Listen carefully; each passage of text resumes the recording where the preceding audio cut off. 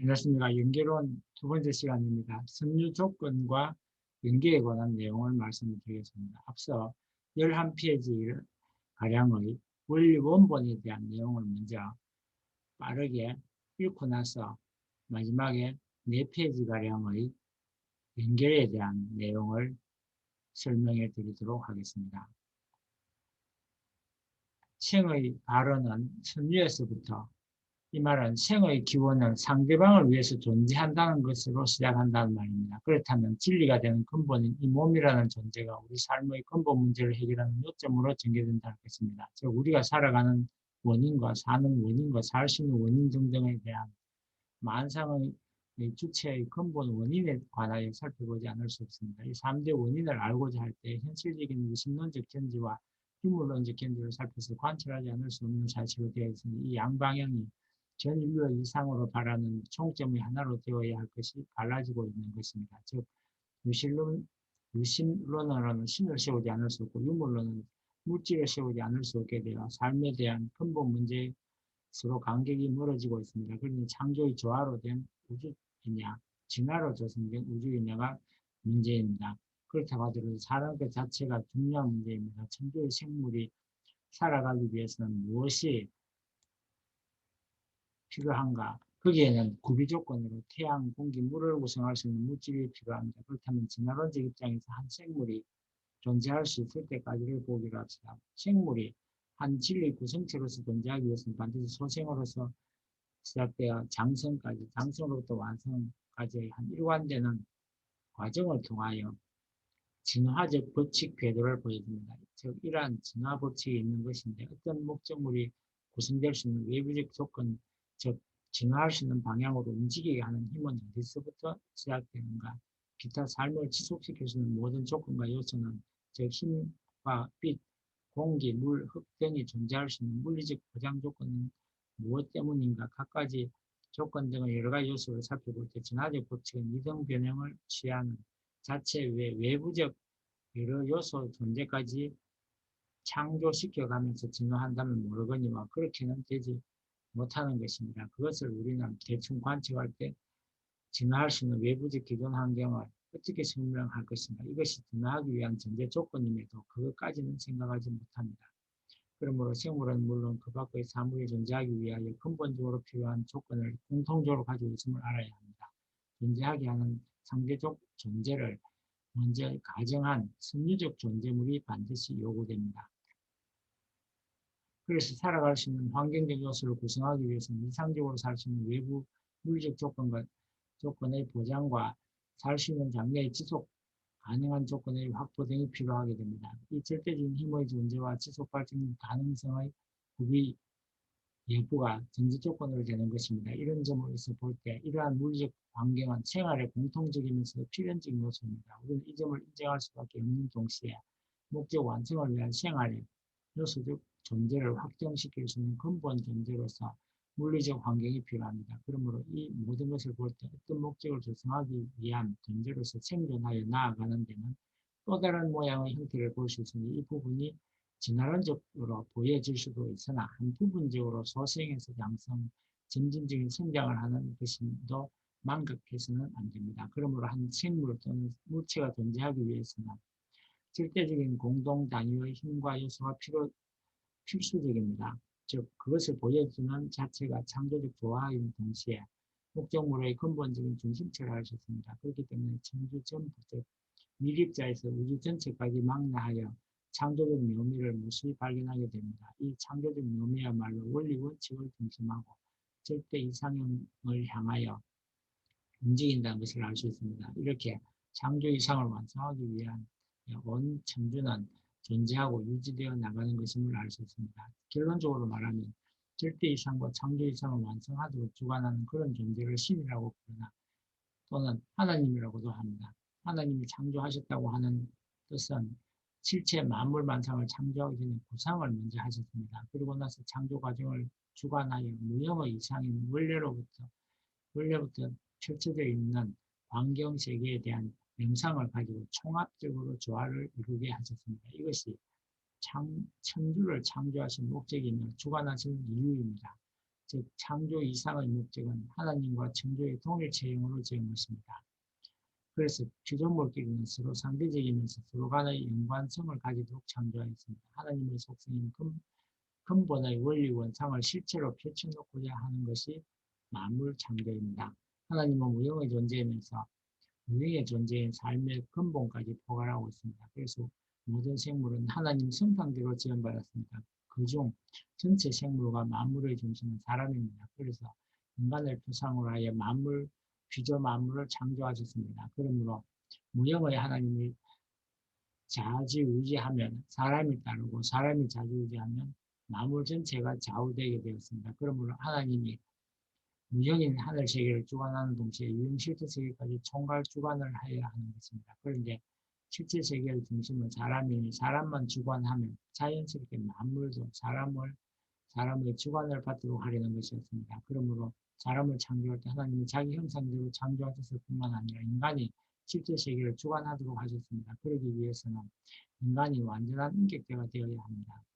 그런 인간이 비로소 창조하신 목적대로 하나님을 대신하여 만물을 주관할 수 있게 하셨습니다. 이러한 인격 완성된 인간의 확보야말로 근본 하나님을 그대로 닮은 동상동성체로 대변자 자격을 갖춘 실체가 됩니다. 다시 말하면 하나님과 사람은 격과 형상으로나 같은 동체형으로 되어 있기 때문에 주관할 수 있는 자격을 구비할 수 있는 것입니다. 그래야 만물의 주인격 되는 인간은 만물이 구비하고 있는 여러 가지 요소도 골고루 갖추도록 지었습니다. 그러나 그 몸통인 물체적 존재에 있어서는 만물의 몸통의 존재적 요소와 별반 다름이 없습니다. 그러므로 생심의 존재가 만물보다는 월등히 뛰어난 존재였습니다. 사람도 육신은 만물 요소와 별반 차이가 없었으나 그 양심적 구조에 하나님의 성품이 부분적으로 포함할 수 있는 존재라는 것이 생심의 특징입니다. 이 생심이 성장하여 영혼의 몸과 같은 부분을 이루고 영혼의 몸 부분은 또다시 빛을 내는 생명체와 스스로 빛을 발하는 생명체로서 완성됩니다. 이러한 인간이 직접 신의 지시에 따르도록 하는 기능이 바로 생심의 특징입니다. 다른 생물은 육신을 가지고 있는 생심이 없습니다. 육신에는 육신과 육체가 합하여 동일 목적의 행동을 하게 되는 이 작용 부분은 동물성의 본능성에 해당됩니다. 이 본능성은 육신적 활동으로 하여 생존을 위한 지각과 보호의 지각과 번식의 지각 등으로 구분됩니다. 이렇게 동물은 본능대로 생존체로서 삶을 지속하는 것입니다. 사람은 이 밖에 영적 작용을 근본적으로 하는 영원 존재인 하나님의 부분성 존재를 가졌습니다. 그렇기 때문에 인간은 자연히 영원한 선으로 향하고자 본성의 지향이 작용하는 것입니다. 그것은 음양이 합하기 위해 동성, 동질, 동요소로 이루어지지 않을까 하는 추측도 가능합니다. 그렇다면 만물의 생육이 주입된 근본은 하나님에게서 비롯되지만 그 사실적 경로를 한번 찾아봅시다. 하나님은 생물의 중심인 생명의 본체이고 사람은 만물의 중심의 실체인 그 요소에 있어서는 사람도 하나님의 성품인 영원한 생명의 요소도 가지고 있습니다. 또한 그것을 알아낼 수 있는 지성을 가지고 있습니다. 다른 한편에서는 물질적 부분인 만물의 요소를 동시에 겸하여 가지고 있는 중간 매개체로서의 작용을 할 수 있도록 지어졌습니다. 성수에 의하면 사람을 지으실 때 흙과 물을 조합하여 몸체를 구성하시고 공기와 태양빛을 내려 실체로서 살도록 지으셨습니다. 그리고 몸, 즉 육신의 무형적 영체로서 영원 존재할 수 있는 생명을 주입하고 심장을 기동하는 작용을 일으켜서 살도록 하셨습니다. 이러한 생명이 생존하기 위하여는 유형체의 본질인 흙과 물을 대하고 무형의 요소를 할 수 있는 무기체로 빛과 공기를 음양적으로 주고받는 수수적 반복작용인 호흡을 시작하게 하였습니다. 그래야 이 원만한 주고받는 수수작용을 계속하여 삶을 유지하게 되니 이 삶의 근본은 하나님으로부터 주입된 것입니다. 그래야 호흡은 생활의 활력적 요소를 돕습니다. 즉 혈액을 맑게 하고 음식물을 섭취하는 식물의 영양소는 몸을 배양하여 육체의 불균형을 막으며 나란히 서로 도와주고 움직여서 육신의 안전 노선을 취하게 만듭니다. 이러한 호흡으로 산소와 영양소를 원만히 잘 주고받는 수작용을 계속해서 유지할 때 비로소 삶의 안정을 이루는 것입니다. 그 생의 자체인 육신 위의 무형체이며 근본체에 있은 하나님의 생심의 중심이 되어서 바깥 외부체 기구는 육신의 동작과의 차이 없는 하나의 수평을 이룹니다. 그 수평선상에서 생심의 요구대로 생존하는 목적을 향하여서 나아가야만 원만히 생존하는 것이 근본입니다. 이것이 바로 인생을 창조하신 목적입니다. 즉 생심이라고 하는 영적 요소는 하나님의 몸 일부분의 번식을 육신에 의하여 대항받게 되어 있는 것입니다. 그러므로 이 생심이 육신 안에 어느 기간까지 성장하여 속사람이 완전한 영인체가 됩니다. 이 영인체는 제2세상과도 같은 무형세계에 존재하는 신과 같은 격입니다. 영인체가 이와 같은 자격으로 옮겨지려고 한 것이 생심을 육신에 주입하신 근본된 목적입니다. 그러므로 생심이 육신에 있는 동안은 생심이 중심이 되어 육신을 지배하기를 바라는 것이 근본입니다. 따라서 육신이 생심의 요구대로 나아가지 않는다면 생심은 후속받음과 동시에 자유성장을 못하게 되니 이 자유로운 성장을 못하게 하는 결과가 타락이 위해 비로소 시작하게 된 것입니다. 육신 생활을 중심한 생애는 영혼이 성장하는 한 터전의 기간입니다. 이 기간 동안 영혼의 요구대로 육신이 이 목적을 향하여 나아가면 영혼은 아름다운 형체와 아름다운 형체를 조성하게, 자유로운 형체를 조성하게 됩니다. 그러나 육신이 만약 생에 반하여 지내면 영체는 흠이 많은 동시에 자유가 없는 영체가 되고 맙니다. 그래서 사람은 살아 생전에 충분히 영체의 요소를 취하게 하는 것이 생애 전체의 중요한 목적입니다. 이 목적을 달성하기 위하여 타락된 세계에서도 종교는 기본적으로 도를 통하여 영체의 자유성장을 도모합니다. 예를 들면 육신은 채소밭에 있는 애벌레의 시대와 같은 것입니다. 이 애벌레의 시기에 노력하여 영양요소를 충분히 섭취하였다면 원만히 성장하여 충실한 나비가 됩니다. 그래야 무한대의 자유를 자유천지로서 향기나는 꽃의 달콤함을 즐겨 활동하지만 애벌레 시대에 영양을 충분히 취하지 못하였다면 나비는 자체 불고의 상태가 되어 원래 목적을 성취하지 못하게 됩니다. 이와 같이 우리 육신의 삶도 영의 마음의 요구를 중심하고 나아가는 육신은 마치 애벌레가 이 시기에 영양을 잘 섭취한 나비와 마찬가지로 우리의 영체가 아름다운 모습이면서 자유로운 형체를 구비하여 무한한 이상지경 무대를 활동할 수 있게 됩니다. 이와 같은 모양으로 육신을 가지고 살 때 영인체의 요구대로 나아가도록 노력하는 것이 절대적인 의무로 되는 것을 알아야 합니다. 그리고 우리는 영혼이 육신을 지배함이 근본된 원리로 되어 있음을 알 것입니다. 그러니 우리 영인체의 요구를 육신이 같이 호흡을 맞춰 일체된 생활을 육신을 가지고 있는 생전에 하여야 할 의무가 있습니다. 이리하여 하나님은 우리 육신을 영인체의 틀로서 만들어 자기의 이상 번식을 시작하게 하고자 하는 것이 근본적인 인간 창조의 원인이었습니다. 그러니 우리는 육신이 살아있을 때 영인체의 원하는 중심점에서 식생활을 하여 창조의 본체인 하나님이 인간을 지으신 원래의 뜻을 완성하여야 합니다. 이렇게 함으로써 사람은 천주의 큰 이상을 충분히 완성시키는 데 중점적인 노력을 다해야 합니다. 앞서 말씀드린 것처럼 사람은 온 천주에서도 중심으로 되어 있습니다. 즉 만물의 생물은 사람을 기준 삼고 지원받은 동시에 만물을 보아서 사람은 행복과 이상생활에 자극을 받고 살도록 만물은 사람을 위로하기 위한 위로물로서 창조되었습니다. 만물은 사람이 사는 생활에 상호 협조하는 작용을 갖추어서 원만히 생존하게끔 되어 있었습니다. 그러므로 모든 식물은 우리 육신의 삶을 돕기 위해 산소를 공급하고 사람과 동물은 식물의 성장 요소인 탄소를 공급합니다. 이렇게 근본적으로 창조하실 때 모두가 상호작용을 통하여 상대의 생육과 완성을 돕도록 한 것입니다. 그 외 동물과 생물은 우리 사람이 생존할 수 있는 이상형의 한 소망을 나타내어 위로와 충동과 자극을 받게끔 창조하신 것입니다. 그러므로 우리 인간이 타락하지 않았다면 만물만상을 보아 자아생존 생활에 큰 흥미와 행복감을 절감하게 되었을 것입니다. 뿐만 아니라 온 우주만상은 위로의 대상이 됨으로써 존재감을 드러내도록 되어 있습니다. 그런데 우리 인생이 타락되고 보니 만물만상이 위로의 대상이 되지 못하고 상대의 요구의 목적을 직접 감지할 수 없는 무감각한 존재로 되어 있음을 자각조차 못합니다. 그리고 원래 이상대로 위로적 대상 존재인 만물만상에 대하여 관련성을 깨닫지 못하니 어찌 안타깝지 않겠습니까?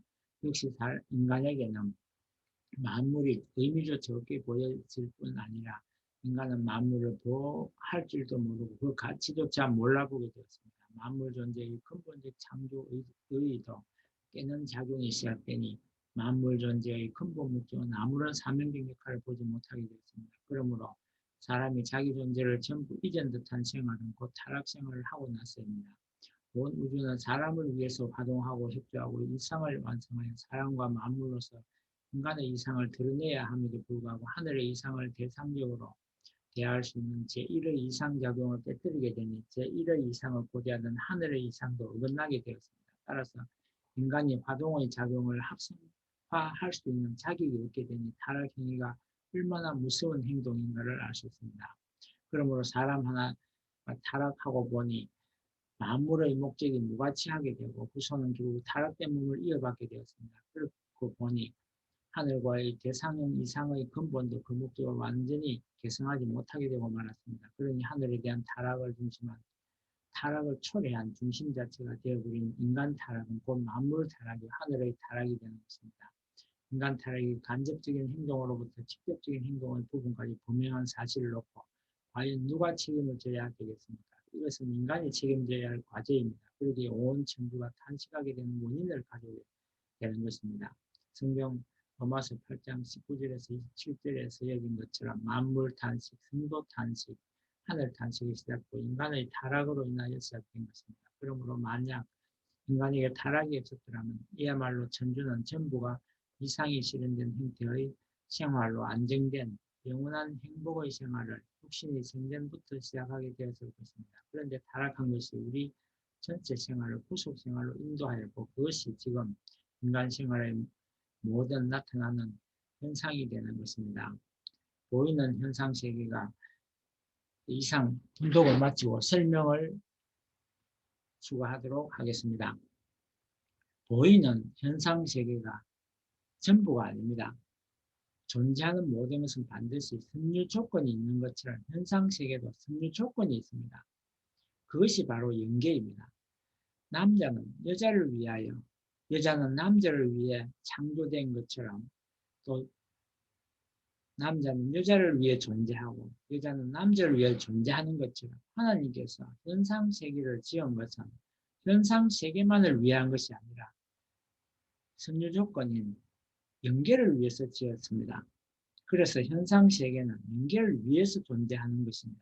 그렇기 때문에 현상 세계를 이해하기 위해서는 연계를 알아야 하는 것입니다. 연계를 모르고서는 현상 세계가 존재하는 이유나 목적을 알 수 없는 것입니다. 존재하는 모든 것은 사실은 사랑을 위해서라고 합니다. 마찬가지로 연계도 그 사랑이 영원하기를 바라기 때문에 존재하는 것입니다. 연계의 존재 목적이 바로 영원한 사랑을 위해서라는 것입니다. 영원한 사랑을 위해서 연계를 만든 것이기 때문에 이 연계는 현상계가 사랑이 영원하기를 바라는 것처럼 영원 불변하기 위해 존재하는 것입니다. 현상계는 출발점이요. 연계는 최종 목적지입니다. 현상계가 출발점이라는 것은 현상계는 생명의 씨앗이고 연계는 사랑의 최종 목적지라는 것입니다. 사랑의 세계의 최종적인 결과물이기 때문에 그렇습니다. 하나님께서 연계를 생각하시고 즉 머리에 먼저 염두하시고 현상세계를 지었습니다. 현상계는 연계에 가장 최적화된 상태라고 볼 수 있습니다.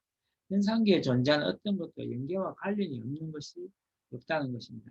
현상계에 존재하는 어떤 것도 현상계만을 위해서 존재하는 것은 없다는 것입니다. 즉, 그 자체에 존재하는 것은 무엇이든지 개체 목적과 전체 목적이 있는 것처럼 현상계도 현상계가 유지, 발전하기 위한 자체 목적이고 또 전체를 위한 목적이 있는 것입니다. 그 전체의 목적이라는 것은 전체를 위한 목적이란 사랑의 세계를 위한 존재 목적을 이루는 것을 말합니다. 물론 전체 목적이라면 연결을 위한 선유 조건으로서의 목적도 포함되는 것입니다. 생명을 위해 현상계가 존재하는 것처럼 연계는 영원한 생을 위해 존재하는 것이 그 존재 목적이라고 할 수 있습니다. 그래서 사랑이란 영원 불변의 생명을 말한다고도 할 수 있는 것입니다. 생명이란 현상계에서 보면 한정된 생명, 즉 제한된 시간에서 볼 수밖에 없습니다. 인간을 위해 인간의 생존을 포함해서 온 우주가 존재하는 것처럼 영계가 아무리 크다고 하더라도 영원하다고 하더라도 인간과 인간의 영원한 사랑을 위해 존재할 뿐이라는 결론을 내릴 수 있습니다. 현상계에서 생명에는 시가 있듯이 영계에서의 사랑에도 시가 있으니 그것이 바로 참 사랑의 본이 되는 참된 인격, 성숙한 인격의 시가 참 인간, 즉 참 부모인 것입니다. 시가 있으면 그 씨가 싹이 트고 자라서 꽃이 피고 열매를 맺으면 또다시 씨가 되는 것처럼 사랑도 인간을 통해서 완성되는 것이며 인간의 인격의 성장도 완성도 사랑을 통해서 인격의 완성도 가져올 수 있고 인격의 완성이란 결론적으로 영원, 절대, 불변, 무한의 사랑이 갖추어진 상태를 말하는 것입니다.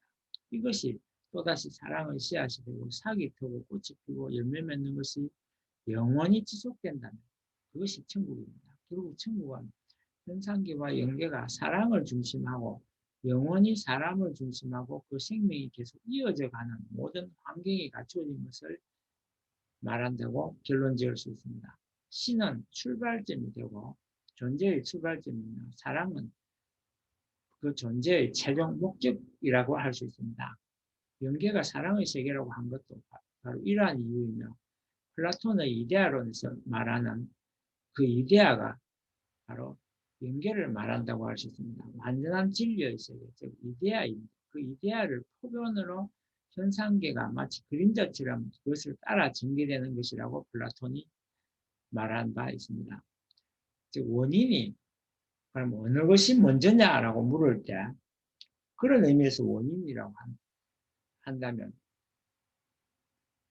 현상계가 시간적으로 문제이기 때문에 문제라고 원인이라 할 수 있지만 실제로는 선유 조건으로서 먼저 연계를 염두에 두고 현상계를 지었다는 입장에서는 그 구상이 존재 목적이 되고 그 구상으로서의 연계가 문제라고 할 수 있습니다.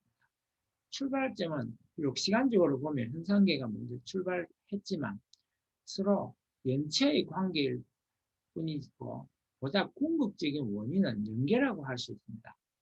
목적이 연계이기 때문입니다. 시간상 실제적인 전개는 현상계가 물론 문제인 것입니다. 그 중요성으로 만약 따지게 될 때는 두 가지 모두 똑같은 중요성을 가지고 있다고 말할 수 있습니다. 오늘은 여기까지 하고 마치겠습니다. 끝까지 들어주셔서 감사합니다.